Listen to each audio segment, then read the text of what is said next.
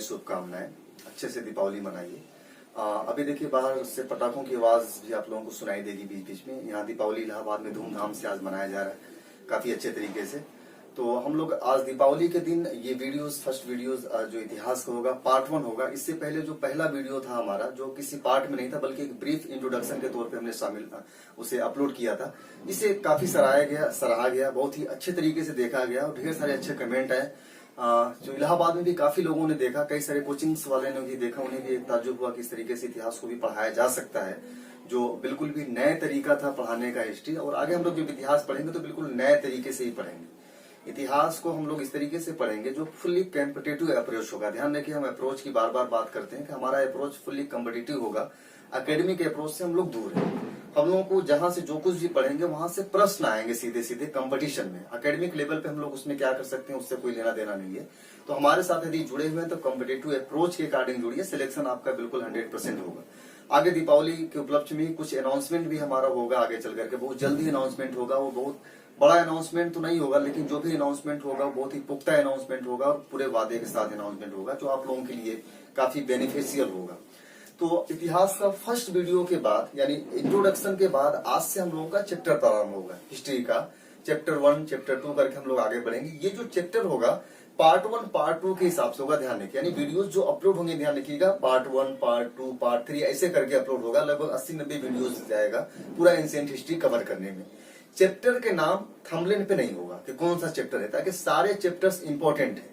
अगर थंबनेल पे हम नाम देते हैं कि वैदिक सभ्यता, सिंधु घाटी सभ्यता, गुप्त काल या गुप्तोत्तर काल, इसका मतलब ये होगा कि हम किसी एक चैप्टर को ही प्रायोरिटी दे रहे हैं कि वही चैप्टर इंपॉर्टेंट है। सारे चैप्टर्स एंशिएंट हिस्ट्री के इंपॉर्टेंट होंगे जो यहाँ पे क्लास लिया जाएगा। तो आपको पूरा देखना है 1 से लेकर के जहां तक जाएगा लास्ट तक 80 या 90 वीडियो तक, कंप्लीटली एंशिएंट हिस्ट्री। यहाँ तक पूरा देखने के बाद आपका एंशिएंट हिस्ट्री से संबंधित मैक्सिमम प्रश्न, इवन की कहिए 95% से ज्यादा प्रश्न आप यहाँ पे सॉल्व करने के कंडीशन में हो जाएंगे। चाहे वो आईएएस में पूछा जाए प्रश्न, चाहे वो पीसीएस में पूछा जाए। ठीक है, तो उसी के तहत आज हम लोग पढ़ेंगे जो इतिहास का फर्स्ट लेक्चर होगा, फर्स्ट पार्ट होगा, मानव की उत्पत्ति एवं विकास। हम लोगों ने पहले वीडियोस में देखा था कि किस प्रकार से मानव के जो सभ्यता का निर्माण होता है या कल्चर्स की जो विकास होता है, उसे भौगोलिक रूप से किस प्रकार जुड़ा हुआ है। उसी का एक उत्पत्ति है कि इतिहास अगर हम लोग प्रारंभ कर रहे हैं तो सबसे पहले यह जाने कि मानव की उत्पत्ति कैसे होती है और उसका विकास किस प्रकार से होता है। मानव विकास से यूपीएससी में, आईएएस में और यूपीपीएससी में भी कई बार प्रश्न पूछे गए हैं। यूपीएससी में ज्यादा चांस होते हैं यहाँ से पूछने के, क्योंकि यह जो चैप्टर हम पढ़ाने जा रहे हैं आपको किसी किताबों में नहीं मिलेगा और नहीं कोई पढ़ाता है इस चैप्टर को। नॉर्मली अब न जाने क्यों नहीं पढ़ाते हैं लोग, सबकी अलग अलग नजरिया है। लोगों को लगता है कि यह जो चैप्टर है काफी टफ चैप्टर है, ये बच्चों को समझ में नहीं आएगा, इस वजह से लोग नहीं पढ़ाते हैं। बहुत सारे लोगों को लगता है कि चैप्टर की इंपोर्टेंस ही बहुत कम है, लेकिन हमारे हिसाब से लगता है कि ये चैप्टर बहुत ही इंपॉर्टेंट है। यदि हम किसी टॉपिक को पढ़ने जा रहे हैं, कहीं एंट्री करने जा रहे हैं किसी में, तो ये चैप्टर काफी इंपॉर्टेंट माने रखता है। खासतौर से इतिहास में हम लोग बढ़ने जा रहे हैं तो इतिहास के लिए चैप्टर बहुत ही इंपॉर्टेंट है कि हम जान तो लें कि हमारा मानव किस प्रकार से विकसित होते होते आज हम वर्तमान में होमोसेपियंस के रूप में आए हुए हैं। यहाँ से प्रश्न भी पूछे जाते रहे हैं, कई सारे प्रश्न पूछे गए हुए हैं। हम बताएंगे भी आगे चल करके। प्रश्नों की भी एक श्रृंखला हमारी शुरू होगी जल्दी ही। आप लोगों के लिए बहुत ही बड़ा जो है कि आप लोगों को एक गिफ्ट होगा बहुत ही जल्द ही। आप लोगों का जो सीरीज था आप देखे जरा किसमें कितना है दम, काफी लोगों ने मैसेज किया अक्सर इसे शुरू किया जाए। इसे हम नए तरीके से शुरू करेंगे, बिल्कुल मेहनत करना है, उस पर अच्छे से शुरू करना है। ठीक है, प्रोजेक्टर नहीं कोई बात नहीं, लेकिन हम लोग शुरू करेंगे अपने तरीके से। तो आज हम लोग बात करेंगे मानव की उत्पत्ति एवं विकास से संबंधित जो चैप्टर है। ये पहला चैप्टर है मानव की उत्पत्ति एवं विकास। जब हम मानव की उत्पत्ति एवं विकास को दो भागों में बांट देते हैं, एक तो हो जाता है उत्पत्ति कि मानव की उत्पत्ति किस प्रकार से हुई,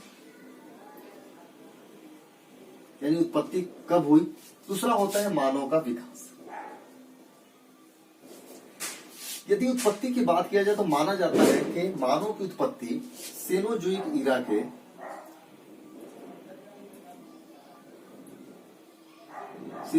ईरा के तृतीयक युग में प्लायोसीन कल्प में हुआ था। प्लायोसीन कल्प में आज से लगभग 1 करोड़ 20 लाख वर्ष पूर्व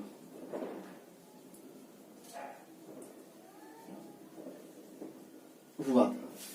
ध्यान रखिए, तो मानव की उत्पत्ति कहाँ पे होती है? मानव की उत्पत्ति के बारे में जो अभी वैज्ञानिक साक्ष्य रहा है, ये काफी विवादित रहा है कि वास्तव में मानव की उत्पत्ति कब हुई और कहाँ हुई, लेकिन फिर भी यह माना जाता है कि मानव की जो उत्पत्ति हुई है यह तृतीयक युग में सेनोजोइक ईरा के प्लायोसिन कल्प में हुआ। अभी युग क्या है, ईरा क्या है, कल्प क्या है, इन सब चीजों को जब हम लोग भूगोल पढ़ेंगे तो पृथ्वी की जो भौगोलिक उत्पत्ति रही है उस उत्पत्ति से संबंधित जितने भी कालखंड रहे हैं, यानी जब से पृथ्वी उत्पन्न हुआ तब से लेकर के अब तक के कालखंड को कई भागों में डिवाइड किया जाता है। ये डिवाइडेशन इसलिए किया जाता है कि समझने में आसान हो जाए। जैसे हम लोग एक साल को 12 महीने में बांट देते हैं, फिर महीनों को हम लोग सप्ताह में बांट देते हैं और सप्ताह को हम लोग दिन में बांट देते हैं। ठीक ऐसे ही पृथ्वी की उत्पत्ति से लेकर के अब तक का जो कालखंड रहा है उस कालखंड को 3 भागों में बांट दिया जाता है। पहला भाग होता है महाकल्प, जिसे ईरा बोला जाता है। दूसरा भाग होता है युग, जिसे बोला जाता है ईपोच। और तीसरा भाग होता है शक या कल्प, जिसे बोला जाता है पीरियड। ध्यान रखिए, यहाँ पे इसे समझ लीजिए तीनों अच्छे से। हम लोग आगे पढ़ेंगे तो जब भूगोल हम लोग पढ़ेंगे, ज्योग्राफी की जब हम लोग शुरुआत करेंगे तो वहां पे हम बात करेंगे इन तीनों कालखंडों की क्या होता है। सबसे बड़ा जो पृथ्वी की उत्पत्ति से लेकर के जो अब तक का जो समय रहा है उस समय को 3 भागों में बांटा गया है। देखिए, पहला बांटा गया महाकल्प में। महाकल्प को ही बोला जाता है ईरा। फिर ईरा का डिवाइडेशन किया गया, ईरा को बांटा गया युग में। युग को बोला जाता है ईपोच। और युग को बांटा गया शक या कल्प में, और कल्प को बोला जाता है पीरियड। यानी 3 कालखंडों में इस प्रकार से बढ़ता है। इसे और भी आसानी समझना हो तो इस तरीके से समझिए। ये मान लीजिए महाकल्प है, ईरा है। फिर ईरा को डिवाइड किया गया ईपोच में, ईपोच को डिवाइड किया गया शक में या पीरियड में। जब ईरा की बात करते हैं तो लगभग 5 ईरा माना जाता है कि 5 महाकल्प हैं अभी तक वर्तमान में आए हुए हैं। ईपोच की बात किया जाए तो ईपोच जो युग होता है इसे माना जाता है 4 युग आया है। और पीरियड की बात किया जाए तो युगों को कई पीरियडों में बांटा जाता है, तो इनकी संख्या हो जाती है ज्यादा। तो ध्यान रखिए, 5 ईरा है, 4 ईपोच है। ईपोच को बोला जाता है युग। तो यहाँ बात कर रहे हैं हम लोग, क्या देख रहे हैं यहाँ पे हम लोग देख रहे हैं सेनोजोइक ईरा की बात की जा रही है। प्रश्न यहाँ से कई तरीके से पूछ सकता है कि मानव की उत्पत्ति किस ईरा में हुआ या किस महाकल्प में हुआ, तो सेनोजोइक ईरा में हुआ। किस युग में पूछा जाएगा तो तृतीय युग में पूछा जाएगा, और किस कल्प में पूछा जाएगा तो प्लायोसीन कल्प में मानव की उत्पत्ति होती है। ध्यान रखिए, तो ये 3 चीजें ध्यान रखिएगा। आज से लगभग 1 करोड़ 20 लाख वर्ष पूर्व यह माना गया कि मानव उत्पन्न हो चुका था, पैदा हो चुका था, जो सेनोजोइक ईरा के तृतीयक युग में प्लायोसीन कल्प में हुआ था। यानी ध्यान रखिए, पूरे पृथ्वी का जो समय पीरियड रहा है उसको कई भागों में बांटा गया। पहले बांटा गया ईरा में, ईरा को बांटा गया और छोटा किया गया ईपोच, ईपोच को और छोटा कर दिया गया पीरियड में। जैसे हमने बताया कि हम लोग एक साल को सुविधा के अनुसार एग्जाम्पल के तौर पर अगर समझे तो एक साल को हम लोग बांट देते हैं महीनों में। 12 महीने होते हैं कि 12 महीनों को जो महीने होते हैं, महीनों को हम लोग बांट देते हैं सप्ताह में, यानी एक महीने में 4 सप्ताह होते हैं। और सप्ताह को हम लोग बांट देते हैं दिन में, यानी एक सप्ताह में 7 दिन होते हैं। तो हम लोग देख रहे हैं साल कितना हुआ, एक। तो महाकल्प माना जाए तो इनकी संख्या 5 हो गई। फिर महाकल्पों को बांटा गया युग में, प्राथमिक युग, द्वितीयक युग, तृतीयक युग और चतुर्थक युग। तो 4 युग हो गए। फिर युगों को अलग अलग कल्पों में बांट दिया गया, अलग अलग शकों में बांट दिया गया। तो यहाँ तक क्लियर आप लोगों को समझ में आया। यहाँ ध्यान रखिए, मानव की उत्पत्ति हमने करा दिया कब, सेनोजोइक ईरा के तृतीयक युग में प्लायोसीन कल्प में। आज से लगभग 1 करोड़ 20 लाख वर्ष पूर्व मानव की उत्पत्ति हो जाती है।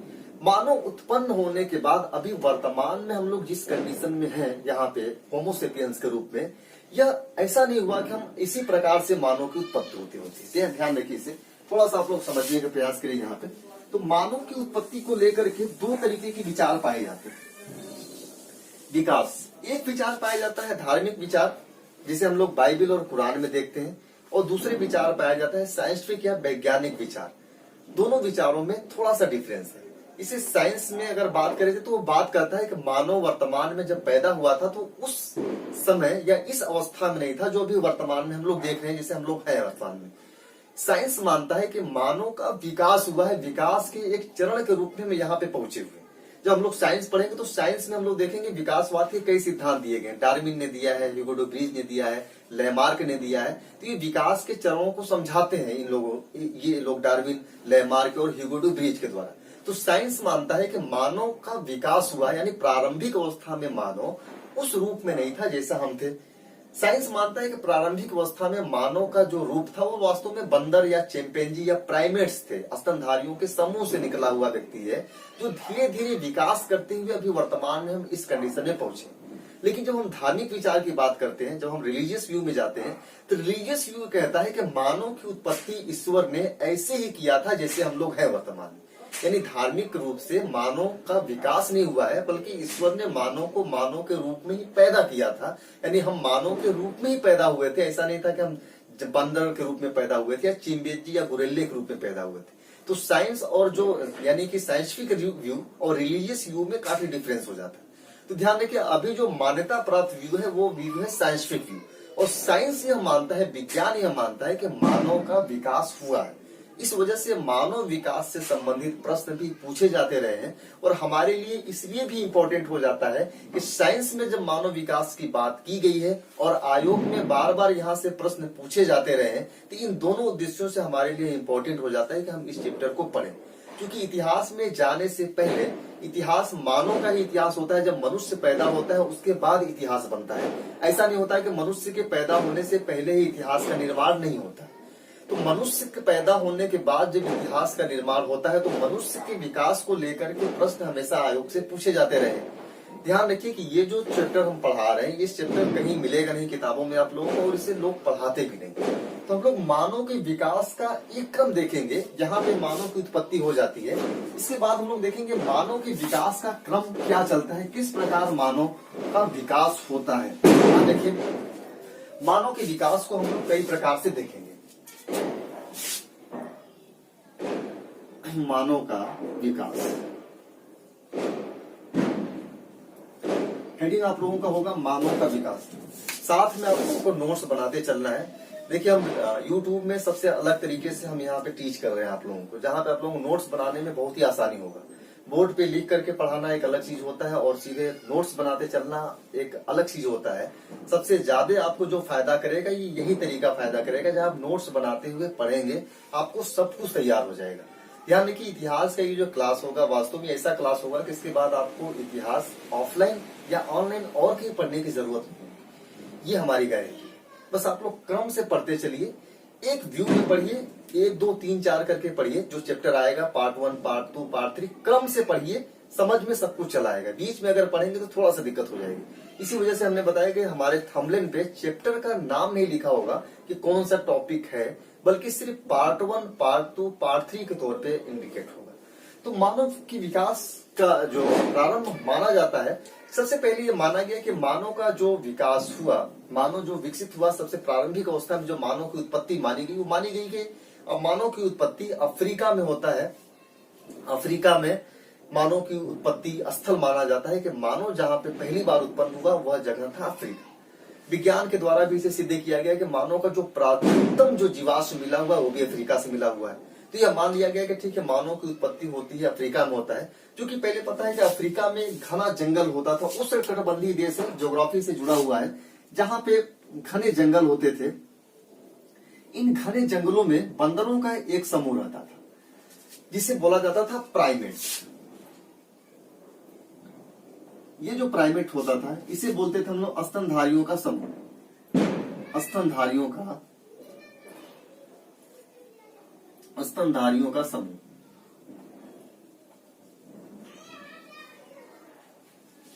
इन प्राइमेटों से ही मानव की उत्पत्ति या मानव के विकास को जोड़ा जाता है कि मानव का जो विकास हो वो प्राइमेट्स से होता है। प्राइमेट्स बोला जाता है, जो स्तनधारियों का जो समूह होता है उसे प्राइमेट्स बोलते हैं। प्राइमेट्स की कई सारी विशेषताएं होती हैं। अगर विशेषताओं के बारे में हम लोग चर्चा करें तो जैसे कि होता है, प्राइमेट्स का होता है जंगलों में रहने वाले थे, पेड़ों पे वृक्षों पे रहते थे। ये सामान्यतः ये एक बार में एक ही शिशु को जन्म देते थे, है ना। ये इस प्रकार से प्राइमेट्स की विशेषताएं होती है। स्तनधारी होते थे। तो तो माना जाता है कि मानव का जो विकास होता है, यानी मानव प्रारंभिक अवस्था में प्राइमेट्स रूप में था, स्तनधारियों का एक समूह था जो अफ्रीका के उष्णकटिबंधीय जंगलों में है। जब लोग अफ्रीका को देखेंगे, ज्योग्राफी में देखेंगे, तो ज्योग्राफी 0 अंश अक्षांश अफ्रीका से गुजरता है। उष्णकटिबंधीय मतलब वहाँ घने जंगल होते थे, बारिश हमेशा वहां होती थी, बारिश होने की वजह से जंगल घने हो जाते थे। तो उन घने जंगलों में प्राइमेट्सों का एक समूह रहता था। वो जो प्राइमेट्स का समूह था वो बाद में चल करके जंगलों से बाहर निकलता है। पहले आप इसे दूसरे तरीके से आसानी से समझने का प्रयास करें। पहले हम लोग जान लेते हैं प्राइमेट्स क्या होता है।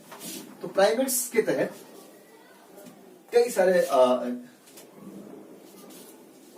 जानवरों को शामिल किया जाता है। जैसे कि हम लोग शामिल करते हैं प्राइमेट्स के तहत वानर को शामिल करते हैं, लंगूर को शामिल करते हैं, चूहा शामिल होता है, बिल्ली, चिंपैंजी, गोरिल्ला, चिंपैंजी, गोरिल्ला, ओरांग-उटांग, ये प्राइमेट्सों का एक समूह था जो अफ्रीका के उष्णकटिबंधीय जंगलों में रहते था। तो फर्स्ट प्राइमेट के तौर पे बानरों का एक समूह अफ्रीका के उष्णकटिबंधीय जंगलों से बाहर निकलता है, मैदानी इलाकों में जाता है और अपने आप को थोड़े बहुत मात्रा में मैदानी इलाकों में रहने के लिए अनुकूलित कर लेता है। तो इसी को बोला गया रामापिथेकस। जब यह वानरों का समूह मैदानी इलाकों में आता है, मैदानी इलाकों में आने के बाद अपने आप को मैदानी इलाकों में रहने के अनुकूल कर लेता है, इसे बोला गया रामापिथेकस। रामापिथेकस से ही मानव विकास का क्रमिक विकास प्रारंभ होता है। यानी सबसे पहले जो अपने आप को जंगलों से बाहर निकाला वानरों का समूह, थोड़ा बहुत इरेक्ट यानी कि खड़े होने लगे। हमें पता है कि वानर कैसे होते थे, पूरी तरीके से झुक करके चलते थे, रीढ़ की हड्डी उनकी सीधी नहीं होती थी। तो रामापिथेकस जब मैदानी इलाकों में आता है तो थोड़ी बहुत मात्रा में सीधे होने लगे थे, जिन्हें सेमी इरेक्टर्स भी बोला जाता था। सेमी इरेक्टर इसलिए बोला गया कि थोड़े मात्रा में वो कमर, अपने रीढ़ की हड्डी इनकी सीधी हुई। तो रामापिथेकस से मानव के विकास का क्रम प्रारंभ होता है। ध्यान रखिए, रामापिथेकस के बाद हम लोग आगे बढ़ते हैं। यहाँ ध्यान रखिएगा, जो प्राइमेट्स थे स्तनधारी, एक चीज और आप लोगों को बता देते हैं। अभी वर्तमान में जो रिसर्च आया है, जो नया रिसर्च आ चुका है कि मानव का, आधुनिक मानव का सबसे जो करीबी जो प्राइमेट्स है, सबसे करीबी जो प्राइमेट्स माना जाता है वो माना जाता है चिंपैंजी। ध्यान रखिए, मानव के जीन और चिंपैंजी के जीन में 1.27% का ही अंतर है। यानी जो हमारे जीन में जिस प्रकार की हमारी संरचना है, ठीक वैसी चिंपैंजी के जीन में भी सेम संरचना है, सिर्फ अंतर पाया जाता है 1.27%। यदि प्रश्न पूछे कि मानव के सबसे करीबी प्राइमेट्स कौन सा है, तो हमारा आंसर होगा चिंपैंजी। अभी तक लोग वानर बोलते थे, लेकिन ध्यान रखिए अब वानर वाला कॉन्सेप्ट समाप्त हो चुका है। अब मानव का सबसे करीबी जो प्राइमेट्स है वो है चिंपैंजी प्राइमेट्स है। ध्यान रखिएगा, अब वानर नहीं रहा। यानी हमारी जो उत्पत्ति का जो स्रोत माना गया, हमारे के बंदरों से जोड़ा गया हमारे विकास को, अब साइंस कहता है कि हमारा विकास वास्तव में चिंपैंजियों से हुआ है। हमारे जीन चिंपैंजी से मिलते हैं ज्यादा, न कि वानरों से मिलते हैं। तो अब उष्णकटिबंधीय जंगल में रहने वाले, इसमें ढेर सारे लोग थे, वानर, चूहा, बिल्ली, लंगूर, कई सारे जो प्राइमेट्स थे। तो उन्हीं से सबसे करीबी हमारा माना गया किसे, चिंपैंजी से माना गया। तो जब उष्णकटिबंधीय जंगलों से ये प्राइमेट्स जब बाहर निकलते हैं, जंगल से बाहर, तो मैदानी इलाकों में आते हैं। क्योंकि जंगलों में ये पेड़ों पे रहते थे, पेड़ों पे रहने की वजह से इन्हें कमर, जो रीढ़ की हड्डी होती थी, उन्हें सीधा करना नहीं होता था, बल्कि इस तरीके से एक हाथ और एक पैर को पकड़ के कूदना, डाकना। तो इनके रीढ़ की हड्डी हमेशा टेढ़ी रहती थी। जैसे आप कल्पना करिए, अगर आप पेड़ों पे चढ़ जाए, पेड़ पे एक डाली से दूसरे डाली पे जाना हो, तो आपकी कमर की जो हड्डी होगी वो सीधी नहीं होंगी, आप सीधे खड़े नहीं हो सकते, बल्कि झुक के ही आपको चलना होगा। तो जंगलों में रहने वाले ज्यादातर जानवरों के रीढ़ की हड्डी सीधी नहीं होती, बल्कि झुक के ही चलते हैं, जो पेड़ों के ऊपर रहते हैं। तो यहाँ ध्यान देखिए, यहाँ से जब मैदानी इलाकों में जब आते हैं ये प्राइमेट्स, तो मैदानी इलाकों में आने के बाद ये कमर की हड्डी को थोड़ा सा सीधा करने का प्रयास करते हैं। इसीलिए रामापिथेकस को सेमी इरेक्टर भी बोला जाता है। क्या बोला जाता है इसे, सेमी इरेक्टर,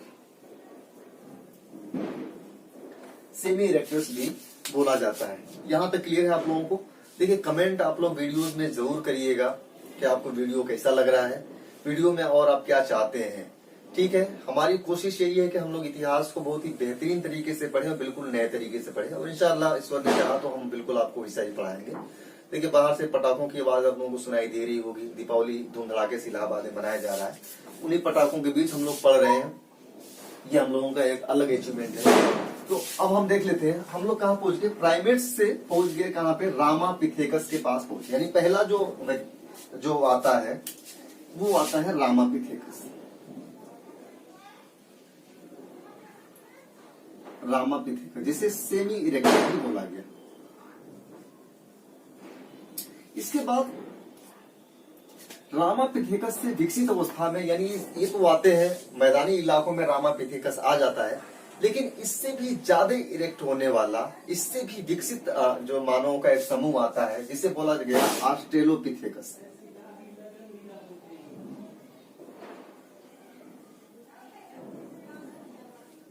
देखिए, रामापिथेकस से ज्यादा विकसित क्या हो गया, ऑस्ट्रेलोपिथेकस आया, और 1924 में इस ऑस्ट्रेलोपिथेकस मानव की जो खोज की गई, रेमंड ए डार्ट ने खोजा था। कहां पे खोजा था? ऑस्ट्रेलोपिथेकस के बारे में ध्यान रखिए। 1924 में रेमंड ए डार्ट ने इसे खोजा। कहा? मध्य अफ्रीका के रोडेशिया का जो वर्तमान नाम है वह नाम है जिम्बाब्वे। रोडेशिया का जो वर्तमान नाम है वो जिम्बाब्वे है, उसका प्राचीन नाम था रोडेशिया। तो मध्य अफ्रीका के रोडेशिया के टोंग्स झील में खोजा गया इसे।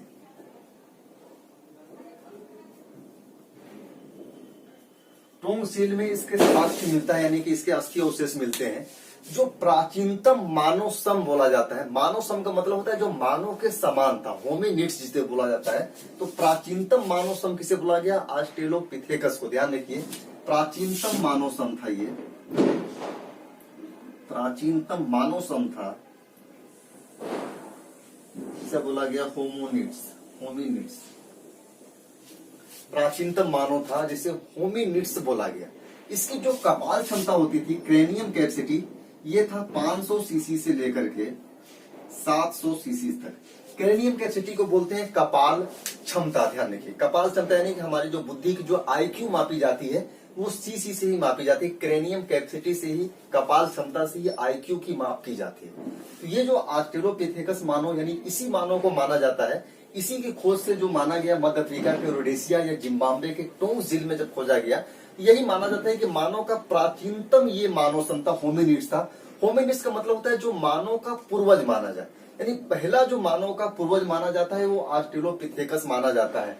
अभी जो रामापिथेकस था ये सेमी रिएक्टर अवस्था में था। मानव का विकास का पहला चरण तो था, लेकिन मानव का पहला जो पूर्वज माना जाता है वो ऑस्ट्रेलोपिथेकस माना जाता है। ये जो रामापिथेकस था वास्तव में प्राइमेट्स के तौर पे ही था, जंगलों से बाहर निकला तो प्राइमेट्स के तौर पे ही था। लेकिन ऑस्ट्रेलोपिथेकस को पहला होमोनिड मान लिया गया जो मानव के समान था। होमिनिड्स का मतलब भी होता है मानव के समान या मानव सम उसे बोला जाता है। तो प्राचीनतम मानव सम ऑस्ट्रेलोपिथेकस को माना गया। देखिए, प्रश्न भी यहीं से ऐसे ही पूछता है कि प्राचीनतम होमिनिड्स कौन है या मानव सम कौन है, तो वो था ऑस्ट्रेलोपिथेकस, जिसकी खोज 1924 में रेमंड ए डार्ट ने किया था। ध्यान रखिए, यहाँ तक क्लियर है। उसके बाद आता है ऑस्ट्रेलोपिथेकस के बाद आता है होमो हैबिलस। होमो हैबिलस के बारे में होता है कि ये हाथों का खुला प्रयोग करते थे। हाथों का ये खुला प्रयोग करने वाले पहले व्यक्ति थे, होमो हैबिलस। ध्यान रखिए, एक क्रम से इसे नोट्स आप लोग बनाते चलिए। ऑस्ट्रेलोपिथेकस, इसके बाद हम लोग आते हैं होमो हैबिलस।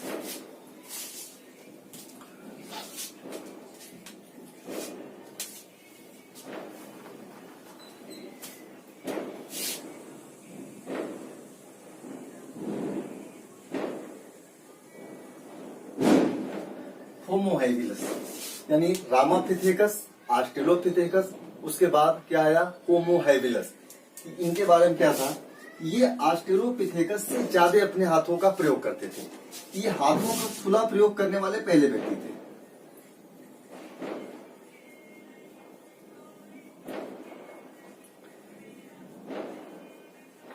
हाथों का खुला प्रयोग करने वाले प्रथम।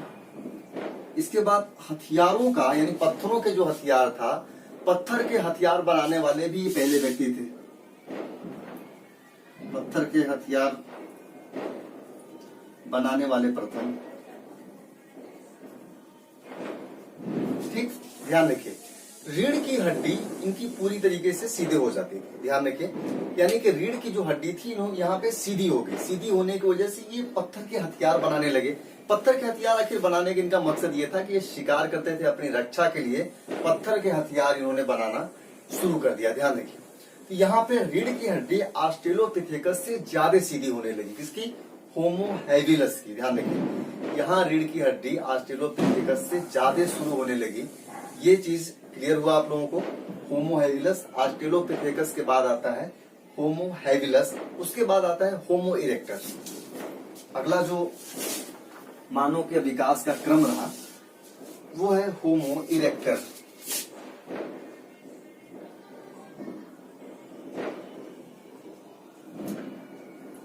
जब होमो इरेक्टर की हम लोग बात करते हैं तो होमो इरेक्टर, ध्यान रखिए, होमो इरेक्टर का मतलब होता है जो पूरी तरीके से रीढ़ की हड्डी जिसकी सीधी है।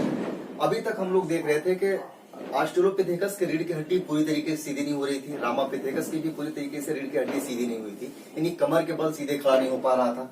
होमो हैबिलस भी कमर के बल पूरी तरीके से सीधा खड़ा नहीं हो पा रहा था, लेकिन होमो इरेक्टर से पहला मानव आता है जो पूरी तरीके से सीधा खड़ा हो गया।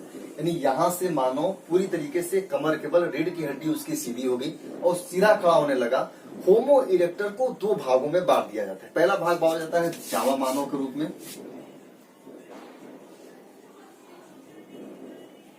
फिर दूसरे भाग में इसे बांटा जाता है पीकिंग मानव के रूप में। ध्यान रखिए, पीकिंग जो है दोनों की कुछ समान विशेषताएं हैं जो होमो इरेक्टर के तहत ही आता है। अगर पूछे कि कौन सा ऐसा मानव रहा जो पूरी तरीके से रीढ़ की हड्डी पे खड़ा हुआ, तो वो होमो इरेक्टर्स होगा। होमो इरेक्टर को पुनः दो भागों में हम लोग बांटते हैं, जावा मानव और पीकिंग मानव। पीकिंग हमें पता होना चाहिए कि पीकिंग जो अभी जो चीन की राजधानी बीजिंग है उसका पुराना नाम था पीकिंग। तो पीकिंग में साक्ष्य मिले थे, लगभग 40 अस्थि अवशेष मिले थे, इस वजह से वहाँ पीकिंग मानव नाम रखा गया। जावा हमें पता है इंडोनेशिया का एक द्वीप है जहाँ पे जावा मानव के साक्ष्य मिले, तो वहाँ जावा मानव कहा गया। दोनों मानव की कुछ सामान्य विशेषताएं हैं, जावा मानव की भी और पीकिंग मानव की भी। तो जावा मानव, ध्यान रखिए, जावा मानव की जो खोज हुई थी जावा द्वीप में सोलो नदी के किनारे हुआ था। कहाँ पे जावा मानव की खोज हुई थी? इसकी जो खोज हुई जावा द्वीप में, जावा में सोलो नदी के किनारे, सोलो नदी के किनारे ठीक टिनिंग्राम में एक गांव था जिसका नाम था टिनिंग्राम। टिनिंग्राम में जावा मानव की खोज हुई। ये जो मानव था ये नरभक्षी था। नरभक्षी यानी आदमियों को खाने वाले होते थे, ये नरभक्षी मानव होते थे। इनकी जो खोज की गई थी यू डुआय ने किया था खोज, इनकी यू डुआय ने खोज किया था, और इनकी जो कपाल क्षमता थी वो 900 सीसी थी। यानी इनकी कपाल क्षमता हम लोग देख रहे हैं कि इनकी जो कपाल क्षमता थी ऑस्ट्रेलोपिथेकस से ज्यादा थी। यानी कपाल क्षमता, इनकी जो आईक्यू लेवल है धीरे धीरे बढ़ रही है। हम लोग क्या देख रहे थे, जो ऑस्ट्रेलोपिथेकस था उसकी जो कपाल क्षमता थी, आईक्यू लेवल कितना था, 500 से लेकर के 700 सीसी थी। उसके बाद होमो इरेक्टर आते हैं जिनकी कपाल क्षमता, जावा मानव कपाल क्षमता 900 सीसी हो जाता है, ध्यान रखिएगा। इसके बाद हम लोग आते हैं पीकिंग मानव में। तो पीकिंग मानव के हम लोग पता है कि पीकिंग मानव की जो खोज हुई थी वो चीन में हुआ था, और इनकी जो खोज की गई थी WC पेई ने की थी। WC पेई ने खोजा था। यहाँ पे 40 अस्थि पंजर मिले थे, अस्थि अवशेष। कहाँ पे मिला था? ये मिला था पीकिंग में या बीजिंग में जिसे बोल सकते हैं। ध्यान रखिए, ये जो दोनों मानव हैं, जावा मानव और पीकिंग मानव, दोनों होमो इरेक्टर के तहत ही आते हैं। लेकिन एशिया में बात करें तो जावा मानव यानी जावा में खोज किया गया सोलो नदी के टिनिंग्राम किनारे। ये नरभक्षी होते थे, इनकी खोज की थी यू डुआय ने खोजा था, और इनका जो कपाल क्षमता होता था 900 सीसी होता था। पीकिंग मानव की बात की गई, इसको खोजा गया था WC पेई ने खोजा था। 40 अस्थि पंजर मिले हुए थे। इनकी जो कपाल क्षमता थी वो 1000 सीसी थी। क्रेनियम कैपेसिटी इनकी 1000 सीसी थी। और पीकिंग मानव के बारे में कहा जाता है कि ये भी नरभक्षी थे, और अग्नि का प्रयोग सबसे पहले इसी ने किया। तो अग्नि का प्रयोग करने वाले सबसे पहले कौन से लोग थे? ये पीकिंग मानव थे, जिन्होंने पहली बार आग का प्रयोग किया। यह प्रश्न को थोड़ा सा घुमा सकता है, थोड़ा सा उलझा सकता है कि अग्नि का प्रयोग सबसे पहले किस मानव ने किया, जहां पे पीकिंग या जावा मानव का ऑप्शन न देकर के होमो इरेक्टर देगा। तो हमें क्या मानना होगा, होमो इरेक्टर ने अग्नि का सबसे पहले प्रयोग किया। यानी होमो इरेक्टर को दो भागों में बांटा जाता है, जावा मानव के रूप में और पीकिंग मानव के रूप में। पीकिंग मानव ने सबसे पहले अग्नि का प्रयोग किया था। अगर पीकिंग ऑप्शन में नहीं होगा तो होमो इरेक्टर ऑप्शन में होगा। तो होमो इरेक्टर को लेकर के पहली बार सीधा खड़ा हुआ, अग्नि का आविष्कार सबसे पहले होमो इरेक्टर ने किया। ये नरभक्षी होते थे, इन्हें बोल सकते हैं सर्वाहारी होते थे होमो इरेक्टर, जो सब कुछ खाते थे, यानी मांसाहारी होते थे, सॉरी सर्वाहारी नहीं, होमो इरेक्टर जो है मांसाहारी होते थे, ये मांस खाते थे। इन्हें बोला जाता है जावा और पीकिंग मानव, ये नरभक्षी होते थे, नरों खाते थे। तो होमो इरेक्टस के बाद आता है जो अगला जो विभाजन आता है वो होता है निएंडरथल मानव का।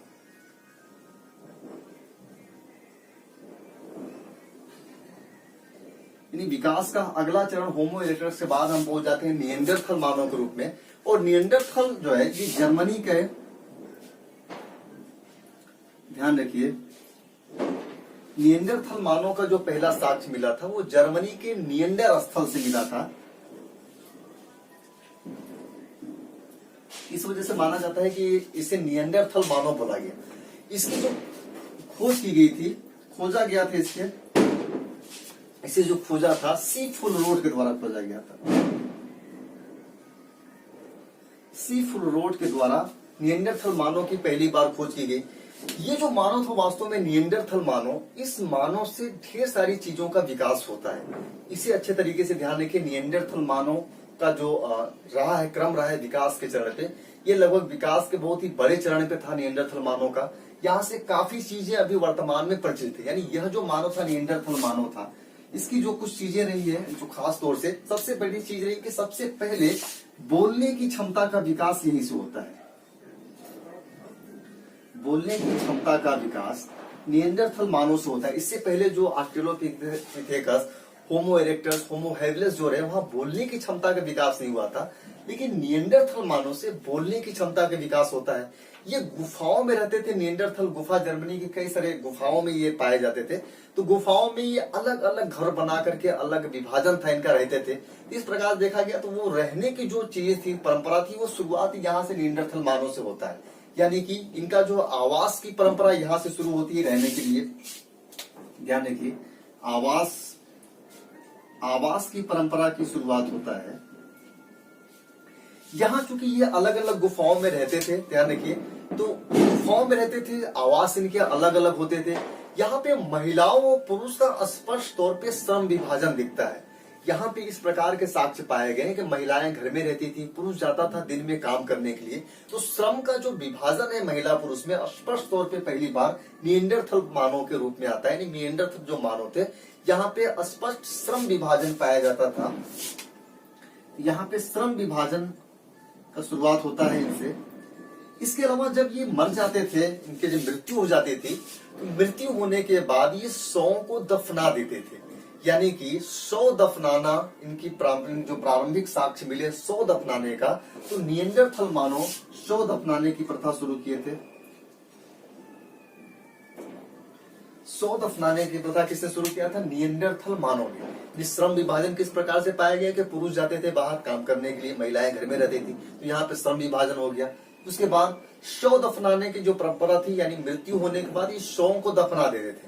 इसके बाद आग का व्यापक स्तर पे जो प्रयोग किया गया, यानी आग का प्रयोग हम लोग देख रहे हैं, होमो इरेक्टस ने आग का प्रयोग कर लिया था, लेकिन आग का व्यापक लेवल पर, बड़े लेवल पे जो प्रयोग किया गया, यानी खाना बनाने के रूप में, ये निएंडरथल मानव के द्वारा ही किया गया।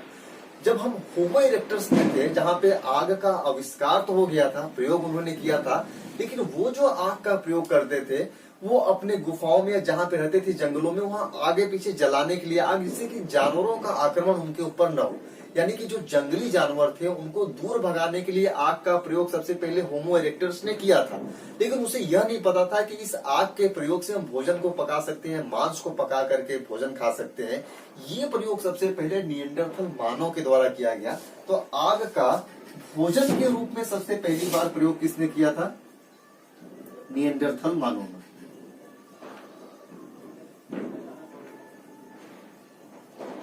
भोजन के रूप में प्रयोग, या इसे बोला जा सकता है आग का व्यापक स्तर पर प्रयोग। यही निएंडरथल मानव से सामाजिक सभ्यता भी विकसित होती है, यानी श्रम, धर्म एवं संस्कृति का विकास भी इन्हीं के द्वारा किया जाता है। इससे हमने बताया कि धार्मिक रूप से अगर देखा जाए तो ये मृत्यु होने के बाद जब दफनाते थे तो दफनाने के साथ ही उनके कुछ सामान जो होते थे, जैसे कि कुछ चीजें जो डेली यूज करने वाली होती थी, साथ में ही दफना दिया जाता था। ये मकसद क्या होता था कि मृत्यु के बाद जब ये जहां भी इनकी आत्मा होगी उन चीजों का प्रयोग करेगी। यानी धार्मिक रूप से इनमें कुछ आस्था थी, यानी धर्म की उत्पत्ति और संस्कृति की उत्पत्ति, धर्म एवं संस्कृति का प्रयोग, यानी जो उत्पत्ति हुई थी निएंडरथल मानव के द्वारा ही किया गया था। तो इसमें एक पॉइंट अगला होगा, धर्म एवं संस्कृति का प्रारंभ। धर्म एवं संस्कृति, यानी धर्म एवं संस्कृति के रूप में जो प्रारंभ किया गया, ये निएंडरथल मानव के द्वारा शुरू किया गया। तो हम लोग देख रहे हैं मानव की ढेर सारी विशेषताएं निएंडरथल मानव के रूप में पाई जाती है। इनकी जो कपाल क्षमता थी ये 1450 सीसी थी, क्रेनियम कैपेसिटी 1450 सीसी थी, जो वर्तमान मानव के लगभग समान है। अभी हम लोगों की भी जो कपाल क्षमता है वो 1450 सीसी मानी जाती है। तो निएंडरथल मानव की जो कपाल क्षमता थी वो 1450 सीसी थी और वर्तमान मानव की जो कपाल क्षमता थी वो भी 1450 सीसी थी। हम लोग देख रहे हैं वर्तमान में ढेर सारी चीजें जो अभी प्रचलन में है वो वास्तव में निएंडरथल मानव के द्वारा ही शुरू किया गया है ना। जैसे कि इन्होंने बोलने की क्षमता का सबसे पहली बार विकास किया, भाषा का विकास किया, उनके धर्म और संस्कृति सबसे पहली बार यहाँ पे उजागर होती है। सामाजिक जीवन की शुरुआत भी पहली बार यहीं से होता है। श्रम विभाजन यहाँ पाया जाता है। सौ दफनाना के जो प्रारंभ किया गया वो निएंडरथल मानव के द्वारा प्रारंभ किया गया और आग का प्रयोग भोजन के रूप में पहली बार निएंडरथल मानव ने किया। इस प्रकार हम लोग देख रहे हैं कि निएंडरथल मानव की जो बहुत सारी परंपराएं वर्तमान में है, यानी मानव के विकास में ये महत्वपूर्ण भूमिका निएंडरथल मानव के द्वारा लगाया जाता है, निएंडरथल मानव के द्वारा किया जाता है, भूमिका निभाई जाती है। अब निएंडरथल मानव के बाद जो अगला मानव का विकास विकसित रूप आता है उसे हम लोग बोलते हैं क्रो-मैग्नन मानव या होमो सेपियंस सेपियंस मानव भी बोला जाता है। यानी अगला जो होगा क्रो-मैग्नन, क्रो-मैग्नन मानव अगला जो होता है। इसका जो ये जो प्रारंभ, इसका जो खोज किया गया वो फ्रांस में किया गया। फ्रांस की इसकी खोज फ्रांस के मैकग्रीवर द्वारा, फ्रांस में इसका खोज फ्रांस के मैकग्रीवर द्वारा किया गया। कहां पे किया गया? फ्रांस में किया गया। फ्रांस में मैकग्रीवर के द्वारा क्रो-मैग्नन चट्टान में किया गया, इसीलिए इसका नाम रख दिया गया क्रो-मैग्नन चट्टान। क्रो-मैग्नन चट्टान में किया गया था पहली बार जो साक्ष्य मिले क्रो-मैग्नन मानव का, या इसे हम लोग बोलते हैं होमो सेपियंस सेपियंस मानव का साक्ष्य फ्रांस से मिलता है। मैकग्रीवर के द्वारा खोजा जाता है क्रो-मैग्नन चट्टान में। ध्यान रखिए, इनकी जो कपाल क्षमता थी, इनकी जो क्रेनियम कैपेसिटी थी वो 1600 सीसी थी। यानी आप अंदाजा लगा सकते हैं कि अभी वर्तमान में हम लोगों की जो कपाल क्षमता है वो 1450 सीसी है, लेकिन हमसे पहले ये मानव के जो तुरंत पूर्वज ही माना जाता है। वर्तमान मानव का आधुनिकतम निकटतम जो पूर्वज माना जाता है वो क्रो-मैग्नन को ही माना जाता है। यानी वर्तमान मानव का जो आधुनिकतम पूर्वज है, आधुनिकतम पूर्वज इसी को माना जाता है, क्रो-मैग्नन को माना जाता है। यह प्रश्न पूछता है कि वर्तमान मानव का आधुनिकतम जो पूर्वज है वो कौन है, तो क्रो-मैग्नन है। इनकी कैपेसिटी कितनी थी? क्रेनियम कैपेसिटी 1600 सीसी थी, यानी हमसे 150 सीसी ज्यादा इनकी कपाल क्षमता थी। ये ध्यान रखिए, यानी हमसे जस्ट पहले के जो हमारा पूर्वज था क्रो-मैग्नन, उसकी जो दिमागी आईक्यू था वो हमसे बहुत ज्यादा था। 150 सीसी हमसे ज्यादा था आईक्यू। हमारी जो अभी वर्तमान में जो क्रेनियम कैपेसिटी है सीसी वो 1450 कपाल क्षमता है, ये ध्यान रखिए। तो क्रो-मैग्नन मानव से यहाँ से जो प्रश्न बनता है, ये प्रश्न बनता है कि आधुनिकतम मानव का जो निकटतम पूर्वज है कौन है? क्रो-मैग्नन होगा। इसकी कपाल क्षमता कितनी थी? 1600 सीसी थी। माना जाता है, ये प्रश्न इस प्रकार से भी पूछता है कि जो आधुनिकतम मानव का, हमारा जो वर्तमान जो मानव, इसका आधुनिकतम जो पूर्वज है, निकटतम जो पूर्वज है, उसकी कपाल क्षमता आधुनिक मानव से वर्तमान मानव से ज्यादा था या कम था? तो हमें पता है 150 सीसी ज्यादा था। वर्तमान मानव का जो क्रेनियम कैपेसिटी है 1450 होता है, लेकिन क्रो-मैग्नन का क्रेनियम कैपेसिटी हो जाता है 1600 सीसी। ध्यान रखिए, क्रो-मैग्नन के बाद आता है होमो सेपियंस मानव। क्रो-मैग्नन को होमो सेपियंस सेपियंस भी बोला जाता है, डबल लगाते हैं। होमो सेपियंस सेपियंस, ध्यान रखिए इसे होमो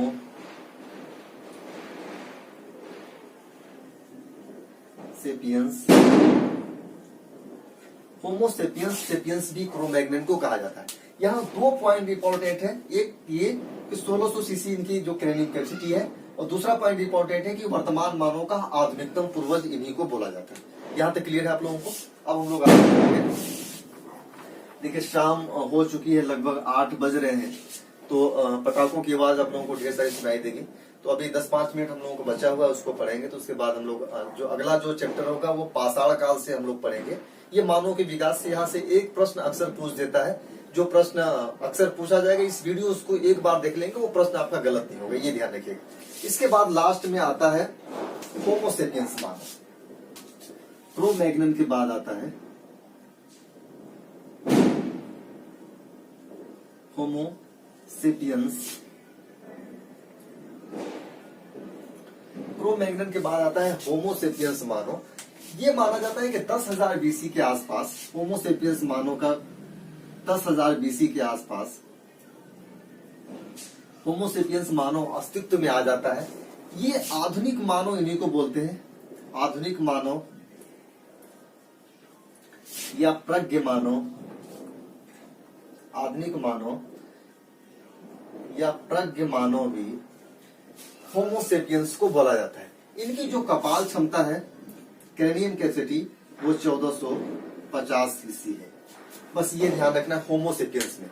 तो क्रम, एक विकास का जो एक क्रम रहा, उस क्रम को भी याद रखना है। यानी जो प्रश्न पूछ सकते हैं, अलग अलग मानव से कुछ विशेषताओं से संबंधित प्रश्न पूछ सकता है, और उसके क्रम को भी पूछ सकता है कि मानव विकास का जो क्रम रहा है वो क्रम बताइए। हम एक बार देख लेते हैं इसको, ओवरव्यू में करके हम लोग देखते हैं तो मानव विकास का जो क्रम रहा है किस प्रकार से रहा है। तो ध्यान रखिए, सबसे पहले जो मानव विकास का क्रम रहा क्या रहा? रामापिथेकस,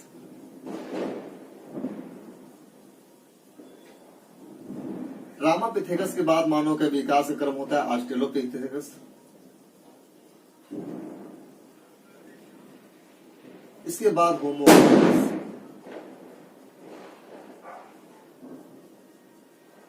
फिर आता है होमो इरेक्टर। होमो इरेक्टर को 2 भागों में बांटा गया था, जावा मानव और पीकिंग मानव।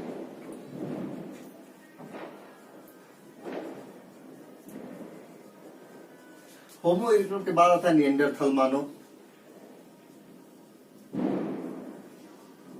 निएंडरथल मानव के बाद आता है क्रो-मैग्नन, क्रो-मैग्नन या होमो सेपियंस सेपियंस, होमो सेपियंस। इसके बाद लास्ट में आता है होमो सेपियंस मानव। ठीक, यानी ये विकास का एक क्रम रहा है जिसे आप लोगों को ध्यान रखना है। क्रम से विकास को देखना है, नंबर 1, नंबर 2, नंबर 3, नंबर 4, 5, 6 और 7। विकास के ये 7 चरण रहे हैं। यहाँ से यूपीएससी आईएएस में प्रश्न बन चुका है। यहाँ पे क्रम को उल्टा सीधा करके दे दिया था, यानी जिगजैग अवस्था में दे दिया था। बोला था मानव विकास के क्रम को सजाइए, जैसे कि 4 विकल्प दिए थे, ऑस्ट्रेलोपिथेकस, होमो हैबिलस, होमो इरेक्टर और क्रो-मैग्नन मानव। तो विकास के इस क्रम को आपको याद रखना है।